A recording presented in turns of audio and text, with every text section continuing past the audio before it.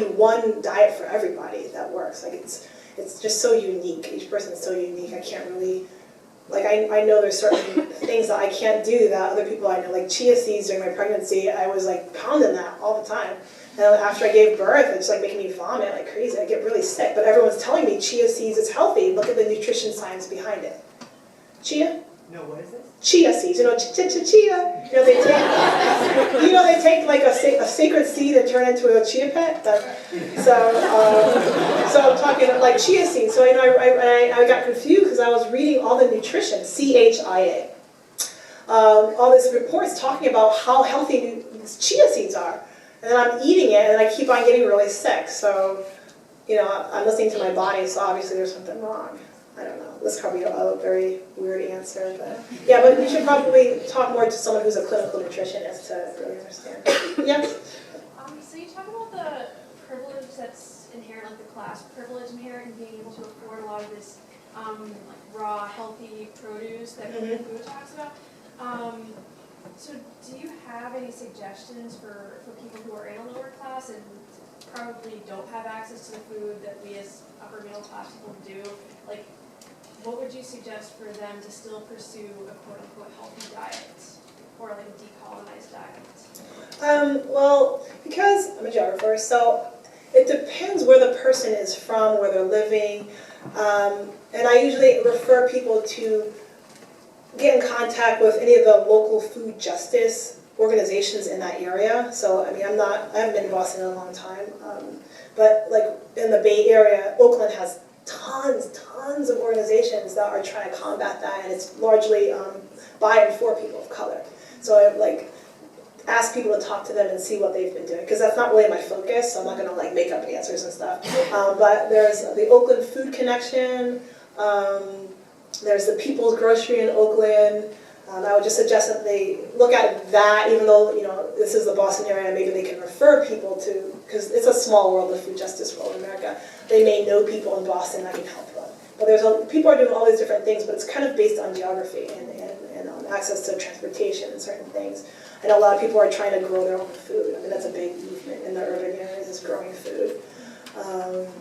But a lot of people are starting their own co-ops. Like a lot of people come together and say, I can't afford this 10-pound bag of chia seeds, but do 10 other people want to come in, you know, and pitch in some money so we can buy it together.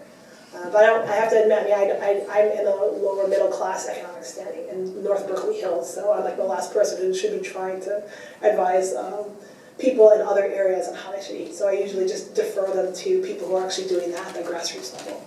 So I would start with the Oakland Food Connection and People's Grocery.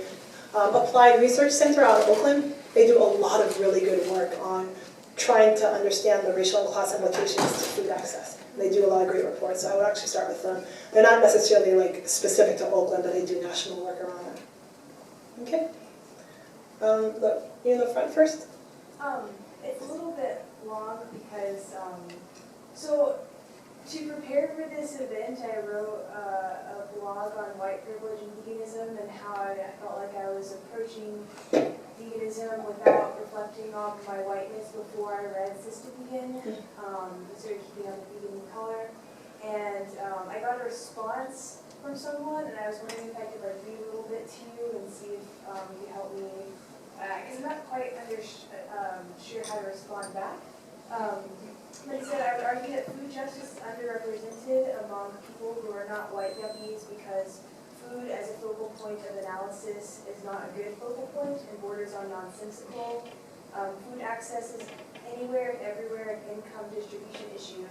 If you center income distribution with food access as a prong, you'll actually speak to what poor communities and communities of color actually say they're worried about. Instead, food justice centers food and then tries to put up income distribution as a prong of food. That has it exactly backwards and generally smacks of rich white people trying to make a rich white people concern more inclusive and intersectional. I'm trying to think about this. So is the person who's commenting, are they saying that class should be first focused on and not food? Yes. And you're trying to figure out how you should respond? I guess so. Or I'm trying to figure out like what he's saying, or...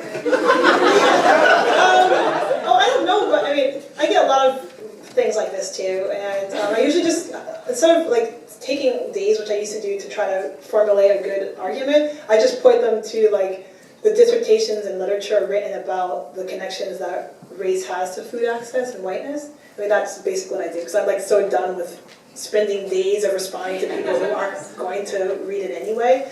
The person may just not be literate in certain things. Like a lot of people take a Marxist approach to understanding the food commodity chain, and they look at class first. Like a lot of traditional Marxists don't even consider whiteness or race. It's because most of them were white men who wrote it, so why would we consider that?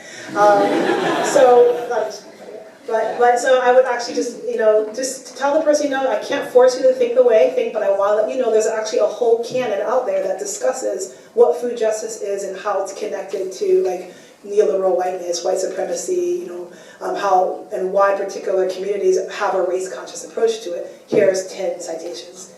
Now you can come back and talk to me once you've read this. Like, let's be serious, because I had to do that in the past few years. I got a lot of people who were just like, it's only this way, you shouldn't be looking at this. And you're just going to go like spin in wheels if you try to think about how to convince the person. But if you just kind of start with, actually, there's a whole canon of literature that's been written about this. So here, read it first and then tell me. You don't have to agree with it, but at least let me know that you read it.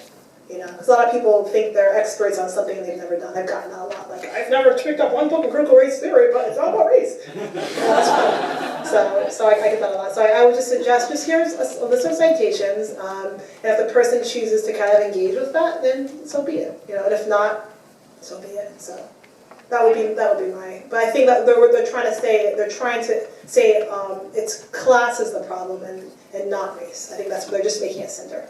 And they're not seeing that actually class and race and gender, that it's all connected. Like, a lot of food justice organizations like Food Empowerment Project and People's Grocery and Oakland Food Connection, they have a huge race consciousness around it, but they're also looking at other factors like class and capitalism and like everything else. So, okay? Yeah. Yes, in the back. So, a lot of your talk today focused on purity and some of the pitfalls of purity. So specifically with Queen Afua's kitchen and trying to remove it of some of the unpure aspects of the colonized diet, as well as PETA's focus on purity by trying to purify it of all, animal products. Yes. But you mentioned there are a lot of pitfalls of this pursuit of purity, including a lack of analysis of modern-day slavery and consumer chains, an analysis of class. And I would argue that this type of purity can even hurt animals as well, because a lot of vegan foods still inflict a lot of damage on animals and biodiversity. Yes. So I'm wondering, as a vegan myself, I'm still wondering, in what regard you think it still makes sense to advocate veganism. Oh my God, this is what I've been going for the last year of my dissertation work. I'm just trying to figure out how, because right now I'm analyzing palm oil, and no, an animal wasn't harmed, but like, oh my goodness, all of the other animals, thousands of miles away, that I'm not using butter, so the cow is not vegan, I'm using palm oil, but I didn't realize the destruction of palm oil. And I've been thinking about that too, So, okay, so if I were to eat local butter from a cow versus getting palm oil, which I didn't realize how much it was contributing to greenhouse emissions, how it's like decimating indigenous human communities, killing biodiversity of plants and animals. So I know what you're saying. So I've been trying to think about this. Okay, so how does it work then? How can I be a vegan in a way that I cause the least amount of suffering? And I have no idea. I have no answer for that right now, but I've been trying to figure out, maybe there's certain things I just don't need. So I've taken palm oil out of my diet. If I'm going to eat chocolate, even if it's fair trade, I'm sorry, I destroyed even fair trade chocolate in my dissertation research, I'm sorry. But maybe, chocolate, I don't need it. It's, it's a luxury. So I have to kind of decolonize my mind, thinking about what is a necessity and then what is just a luxury. And then thinking about, I have the privilege to just get something that's a luxury even though it may hurt something.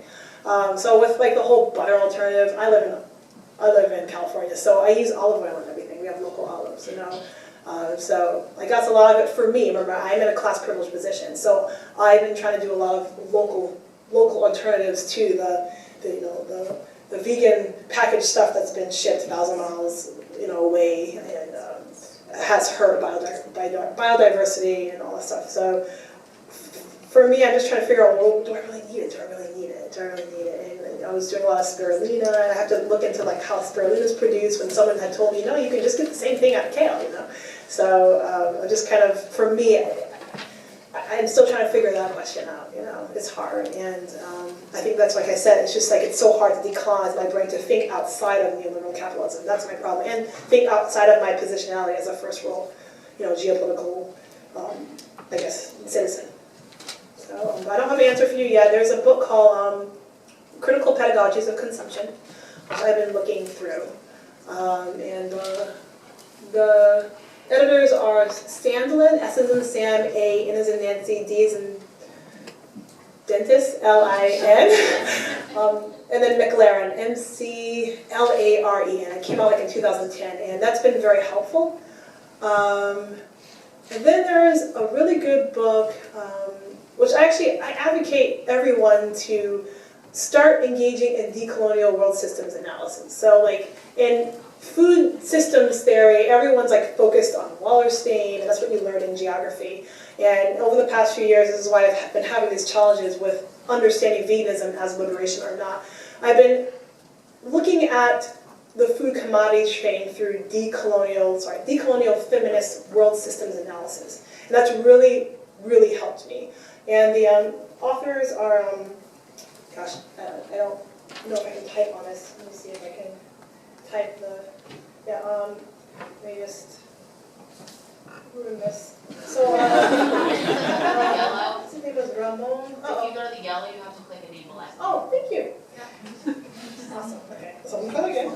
So it's Ramon,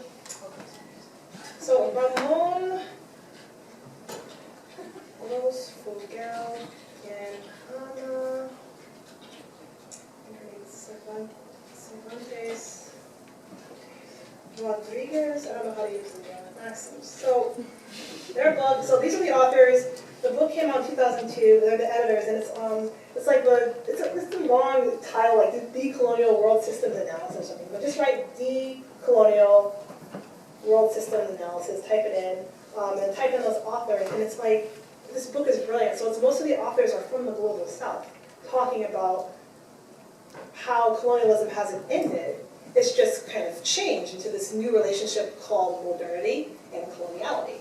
And you're not really going to understand that if you spend most of your life in the first world. So this is what the commodity chain looks like to us in the global South, and doing the work with people who've actually suffered because of the commodity chain. So I think that's a really good starting point, and it's really helped me figure out the ridiculousness of certain things I did even last week. I don't know if that helps. I mean, I know each person is different, but like the whole decolonial theory, decolonial world systems analysis, it's something that you'll never probably take in an MBA program because you'll probably be anti-capitalist. But I highly recommend starting with that. That and the critical pedagogies of consumption, and then the last book is the ethical consumption reader. So it was really helpful for me.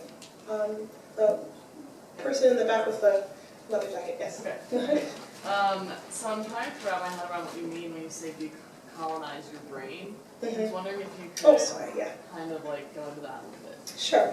Okay, and I forgot to actually give a definition of that at the beginning. So there's many different, beliefs on what decolonialism is. Okay, so I'm going to try to give examples. K through 12 education, I think, is very colonialist. We learn a very sanitized version of history in America, most of us who went to school. So I learned that black people were inferior. I learned that my people don't contribute anything to society. My brain was colonized to actually believe that black people are inferior to white people. To decolonize my brain around this concept would be, for example, to pick up literature about an Afrocentric perspective of black people. So to decolonize your consciousness would begin to strip away the negative effects of colonialism. And colonialism isn't just about race. Colonialism was this entire intricate project, in part based on race, but the pure perfect citizen was white, was straight, was able-bodied, was Christian, was capitalist. So for me to go against those is to decolonize. So, for a very long time, I thought a family should be, a man and a woman together married. Now, this is just an example. And to begin looking at, a family can be two women together. A family can be an uncle taking care of 4 kids. I didn't know that. Like, does that make sense? Like, that's the process where, colonialism taught me all of these things, like how to be a citizen, and it was a particular sexuality, a particular sexual orientation, a particular type of moral economy based on capitalism, a particular relationship with animals. So, a lot of us, if the mere fact that you're practicing veganism, I mean, that's a start of decolonization, because to understand how America was built, it wasn't just about, human beings being exploited, but also how people, white men who came to this country and built this country, who were political forefathers, they think about their relationship to nature and how they looked at nature and how it's, we are above nature, I can think very rationally, unlike animals and Negroes. So it's like, how do you, I'm putting that close, I don't think about you are Negroes, but just kind of, wow, actually, what would happen if I actually start thinking about life in a binary, that there's humans and then there's non-human animals, and then what happens when I start thinking that all natural resources are not commodities, but they're actually, something else? Does that make sense? So it's so broad, it's so huge, but with me, I'm looking a lot in the just kind of race consciousness and work around decolonizing from the effects of white racism. And a lot of what I look at, I like Frantz Fanon's work. So let me type that in for people that know. Frantz Fanon. So I think he's awesome, but he also has, he also gets caught in the time. So he's a black Algerian psychoanalyst from like 60 years ago, and he kind of talks about what decolonization could look like. But he also assumes that all of the black experience is the male experience, so I have a problem with that. And there's this person, Roland Barthes. He is one of the first white folk who was very critical of whiteness, and then trying to look at how to decolonize the white mind. So his name, I'll write that for you too.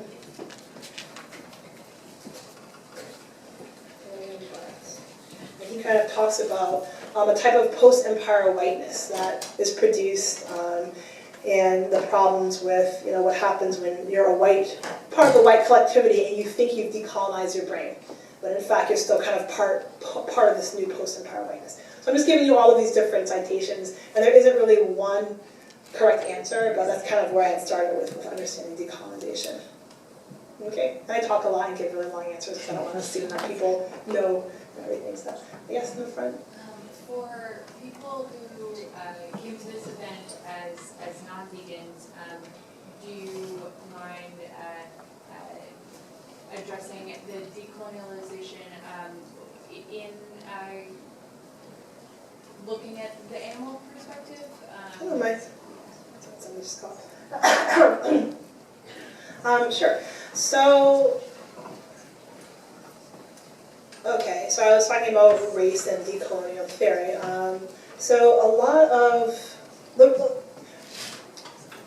one of the reasons that I became a vegan was, yes, I was introduced to Queen Afua's work, but I also was introduced to works by people who began to question the impact of colonialism, imperialism, and capitalism on a relationship to the natural world, at least in the global West and North. When I say we, I'm talking about a particular person who has been mostly exposed to the normalcy of this nature/human binary.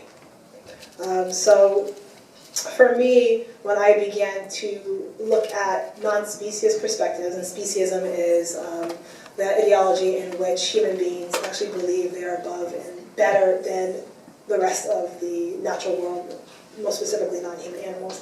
When I began reading literature about the problems of speciesism, I began to see parallels to what I was reading about the problems of racism and colonialization of human bodies.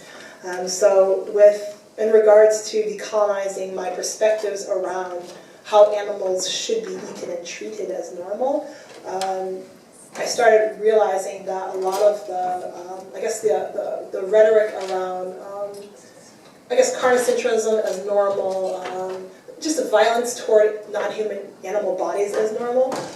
I found that, while that's interesting, it's the same rhetoric, the type of violence against non-white bodies. I'm not sure if I'm answering the question, but to put non-human animals into the situations that most of them are in today in America, like factory farming, and really looking at that suffering and looking at images and reading about it, and then understanding, oh wow, like my mind's been colonized to think that non-human animals are commodities. Like they're not actually sentient beings, they're commodities. Oh wow, there was a time when most white people in America were colonized to believe that black people were commodities and were not beings with feelings and sentience. So I came to the perspective of understanding anti-speciesism as, I guess, a part of decolonial theorizing. And it's very broad, and I know people have different ways of understanding how to be anti-species, and there's a lot of conflict, of course, in the animal rights and animal liberation movement. But for me, I remember I went to a talk at UC Davis at the beginning of this year, and Angela Davis was talking about what had happened at UC Davis in the pepper spray. And she was talking about how, our minds have been so colonized by capitalism that we don't even think about how the chicken on our plate got to us. And then I asked her what she meant by that, and she just kind of started talking about how like the mere fact that we're ignorant about suffering of not just other people, but other non-human animals, like that's the signs of the dangers of capitalism and how our minds are commodified. Sorry, colonized, maybe commodified. So that's how I kind of look at speciesism and anti-speciesism within the framework of decolonization. And kind of getting away from the notion that an animal, non-human animal, is a commodity. Like to kind of break away from that and actually seeing that they're beings that have they're sentient and they have emotions and have lives that are independent of human beings is a form of decolonization. So yes. So one of the main reasons why I went vegan was it sounds a lot like what you were just talking about actually.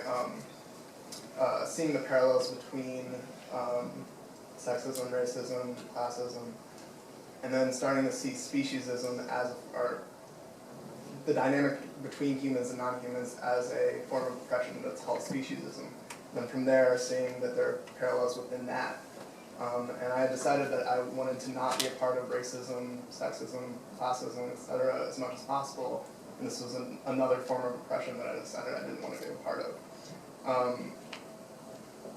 What I struggle with is how do I, as someone with race, class, sex, sexuality, privilege, talk to somebody who's really interested in anti-racism, anti-classism, and into feminism about the parallels that I see between their issues and the issues that's now most important to me, which is veganism, without being a jerk. Wait, I'm sorry, I got a heart being what? Without being a jerk. Yeah. Do you know what I mean by No, that? I get that question a lot, and actually it's really good that you're asking it. So the mere fact that you're asking it is like a really good start. I mean, seriously, because there are a lot of people where they don't want to even address the fact that our privileges shape our consciousness, and that has nothing to do with how it shapes their understanding of social justice, so that's good. I actually start with, because it's not just about veganism, you're talking about communication, and you're talking about epistemologies and ontologies, so, and big words, but this is what I have to use in my dissertation. So epistemology is your knowledge base. What I find helpful is it's a form of decolonization, and even though, yes, you're red as white, you identify as white, I'm black, as you can see, and I still had a lot of white logic to the way I understood how to communicate. So, seriously, just because you're non-white doesn't mean you're not subscribing to forms of whiteness, okay?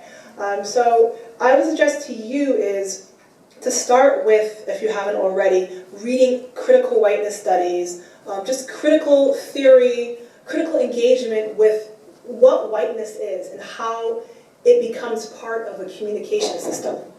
Can you hear me? Okay. There is, I'm trying to think, Roland Barthes is another good person to start with. There's a book called Race and the Epistemologies of Ignorance. So what I'm asking you to do is decolonize your way of communicating. Because you may not even understand, like you can have the best intentions and still offend because no one ever told you that, well, actually you have a white way of looking at things, or you have a straight way of looking at things. Like no one's ever told you that, and you've never probably read or taken workshops that describe to you what it means on the deep level, what it actually means to have a white framing of reality. Okay, so I would highly suggest that you read Race and Epistemologies of Ignorance. And then there's this book, it's called White Logic and White Methods. So it talks about how, even with the best intentions of trying to even do anti-racism, how for a majority of white male scholars involved in it, they still perpetuate racist conceptions of the populations they're trying to talk to. So it's not necessarily that I can point you to just like how to do it, and this is the book about animal rights or veganism, but you have to understand, I guess, more broadly, just understand how whiteness works as a system, as a communication, as rhetoric. And as you read more and more and see examples, it's really going to help you figure out how to talk to people who are not from your particular social locations. Does that make sense? Because that helped me. Because that helped me with talking to white folk about issues when I tried 15 years ago. As my twin brother will remind me how my father, he's right there. There's my twin brother, who would remind me that, you just can't, you sound angry, you sound angry. And I would get so upset, and my dad would tell me this, because that's my truth. But he's like, there's many different ways to communicate the same content differently. You just have to understand, it's communication, So it took me a long time to understand the language of white academy to present ideas in a way that was compassionate and loving, but assertive. And it took, I'm not perfect, but it's an ongoing process. So you just have to be open and flexible to understanding that communication is there's not just one way to talk to people or to communicate with people, because not everybody has the capacity to talk. So that would be my suggestion. Okay, yes. So I have not read your book, to be honest, but I was curious, so I came. And I was curious about, before I came, what the audience would look like, considering the content. And I'm not sure what your overall goal is in your studies and the work that you do, but I know this is Boston, but how does the makeup of your audience affect the work and how you communicate about your work? Not only that, how you convince someone to listen to your argument and consider it valid when most of the people in your audience don't look like you?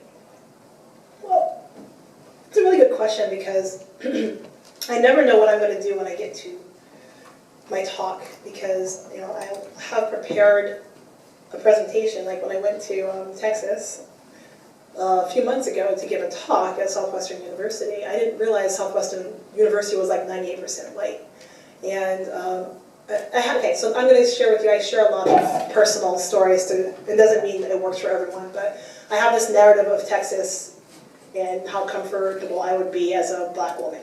And I've never lived in Texas, but I have the narratives of just particular stereotypes that we see in movies and just looking at what the news presents as Texas.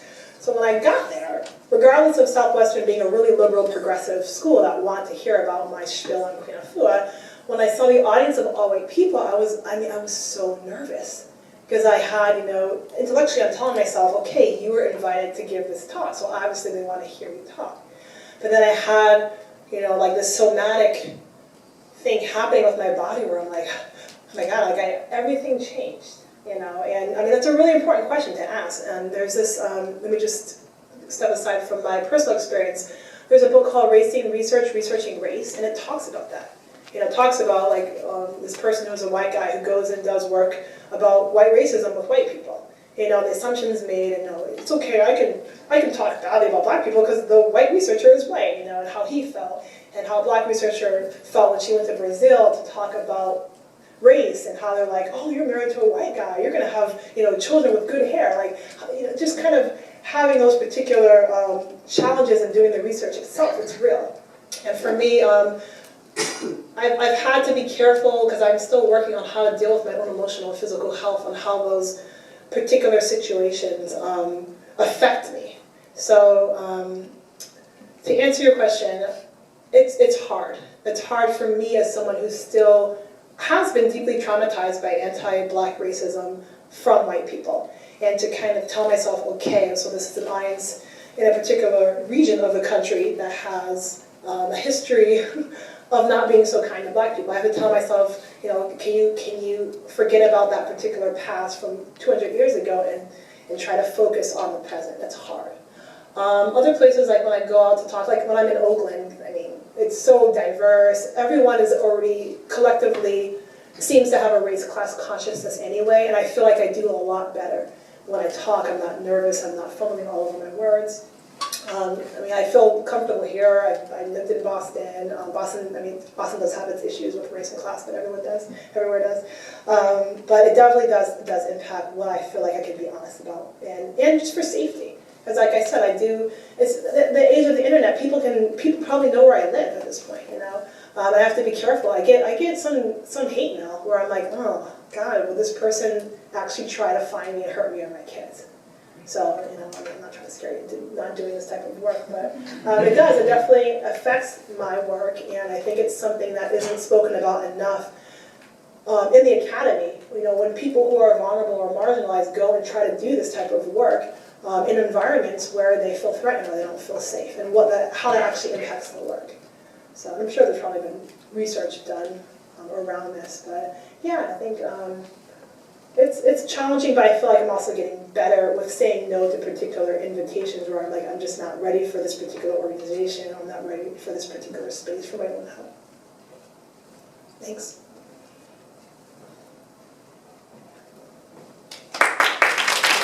Thank you.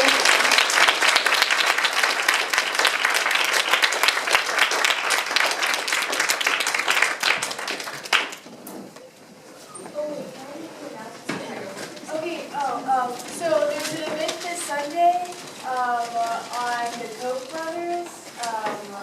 They have fueled the neoliberal conservative white agenda and financed the Tea Party.